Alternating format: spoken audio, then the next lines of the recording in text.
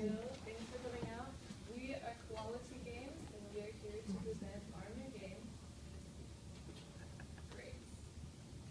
I'm Leah Johnson, and I am the producer of this project. I'm Karanova. I did the creative design and development. I'm Elijah Coulson. I'm the lead 2D designer. I'm Kevin Brown. I'm the sound designer. My name is Tom Nuchar, and I am the 3D modeler. And I'm Will Meyer, the lead programmer.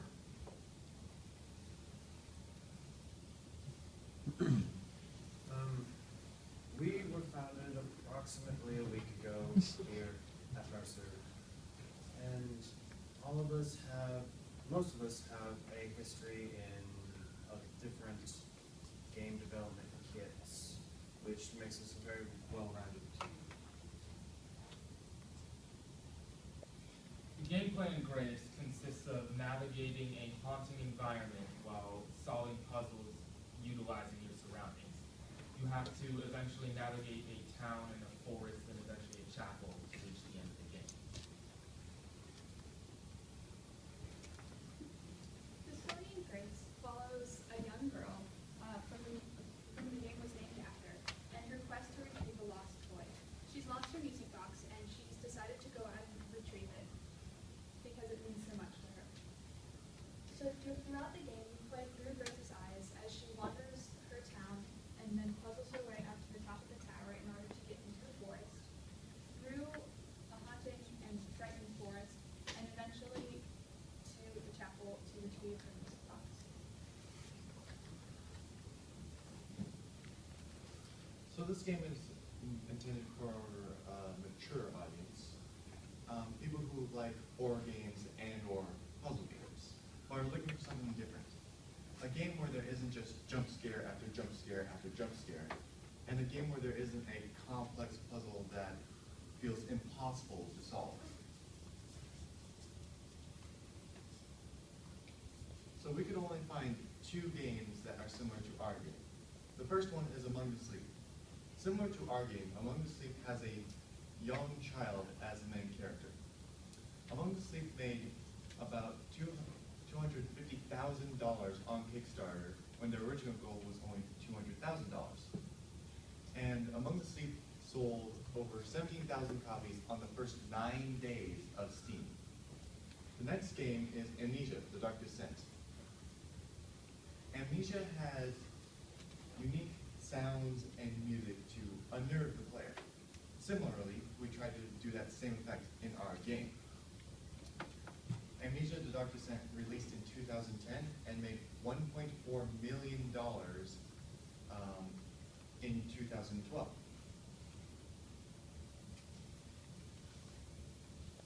And this is the time where we have the demo.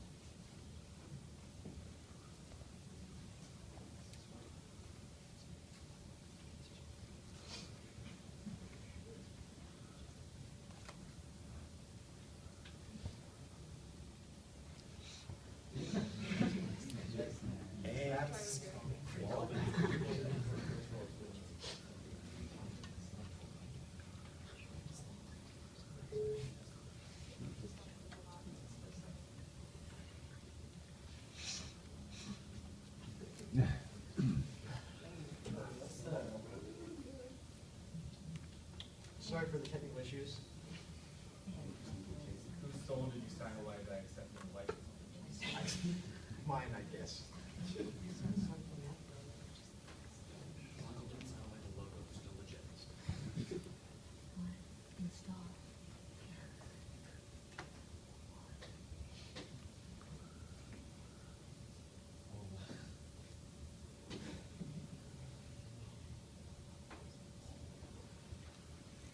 just while it loads, we'll be showing you the first level, which is the town level, and the goal is to play through this sort of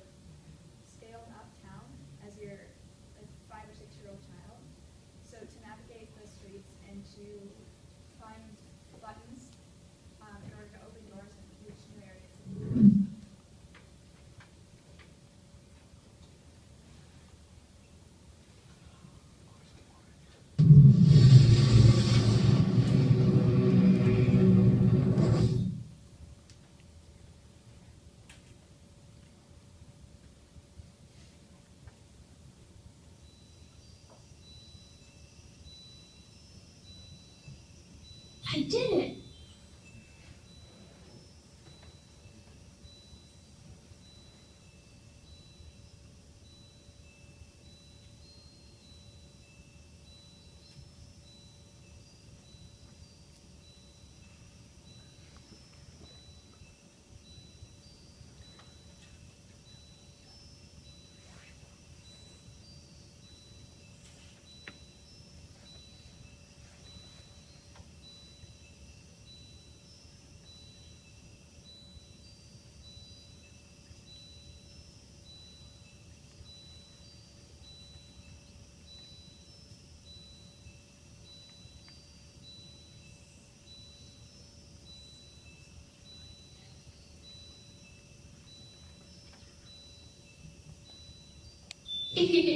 This is fun!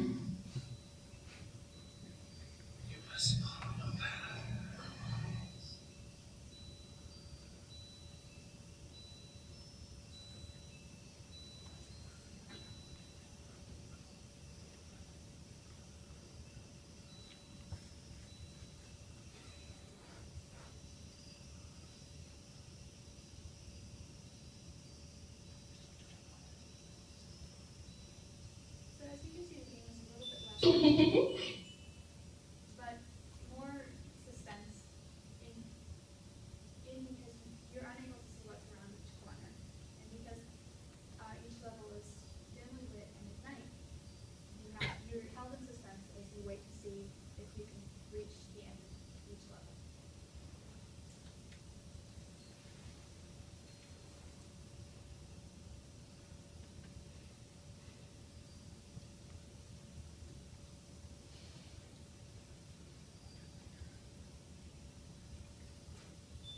I did it! In the final version, I did it! in the final version of the product, we hope to have implemented a sort of AI system of villagers that will stand around the town and provide a much more haunted feel to the game. We designed these models and put them in some of the test runs, but they were unable to reach the final This is fun! because of several complications. The villagers will stand around town, and if you get too close, they'll make haunting sounds and give Grace advice on the journey.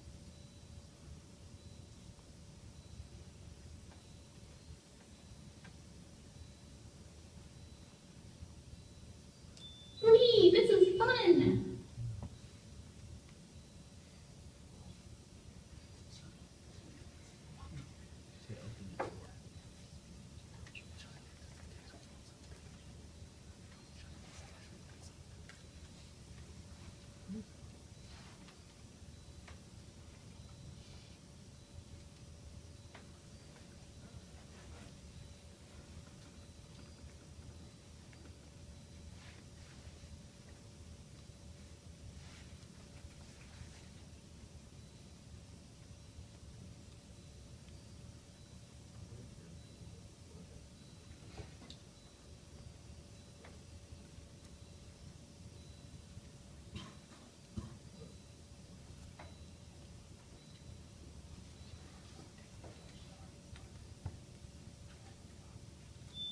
I did it!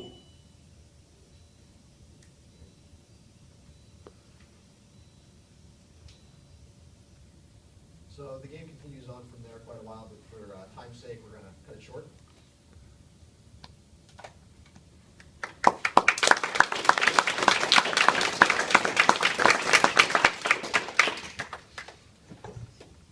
So here's our production timeline.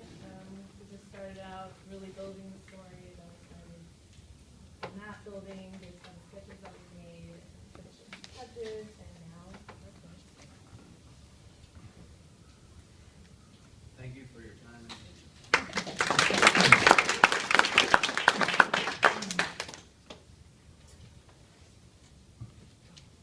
All right.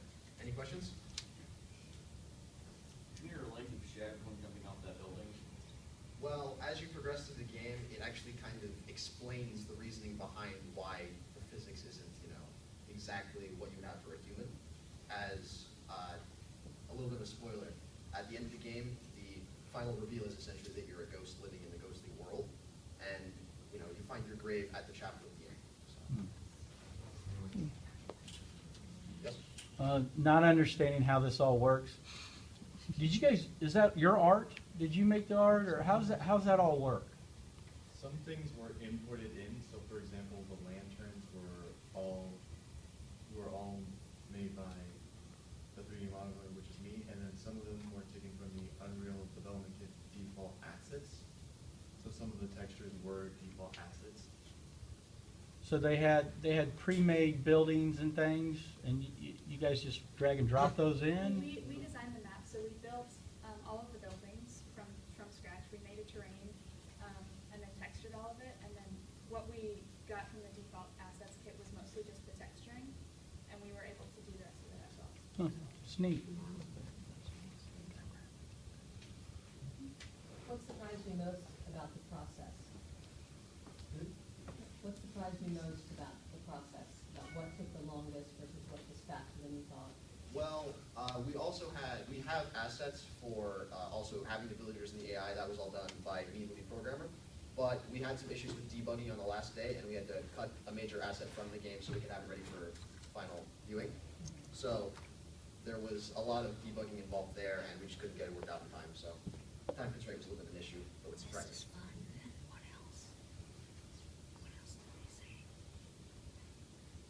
Yes? You said the asset was the villagers, they're gonna show up and kind of help her figure out where she's going? Yeah. Can give some hints along the way? Yeah. As well as making it more frightening. Yeah, that'd be cool. And we also had a feature with that with auditory hallucination, so they essentially like whisper into your ear, speak to you, kind of make it more of a haunting thematic environment. But again, didn't make final cut.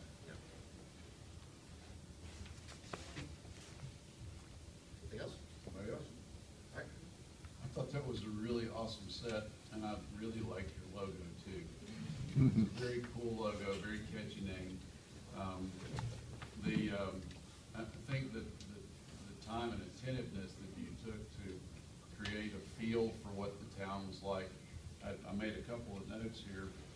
One was about the street lamps, and then one of them was about the market near the end of where you were presenting. I don't know who made the empty market stalls, but that was pretty cool. That was also the first thing I thought of, something should be hidden in one of those, things that you could pick up and do besides just click buttons.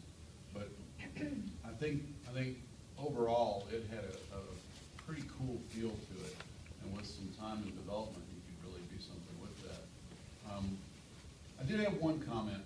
I mean, I didn't know it was a ghost, so that might make up for it. But being able to jump off of a building, 3-eye up, and not go, ooh, like, oh, no problem, I'll just jump off from there. That was a little, that kind of took away from the feeling scared and made me think, well, this person is impervious, they can do whatever they want. But other than that, I thought it was pretty darn neat. When you were working on your sounds, I noticed you had a nice variety of things that the little girl could say, and that takes some thought to do that. Did you notice that you had a volume issue? Who was in charge of that? We did have the volume issue, but it ultimately came down with the time. Like they had another day or two of Hold that level. hearing the sound. Because it kind of really popped out, but it seemed like one of those things that you go, okay, well, we'll correct that later. And part of that too is that we wanted the background music to be quieter. Sure. There. But I gotta tell you, it was pretty fascinating stuff, and made me want to see more. So, very good.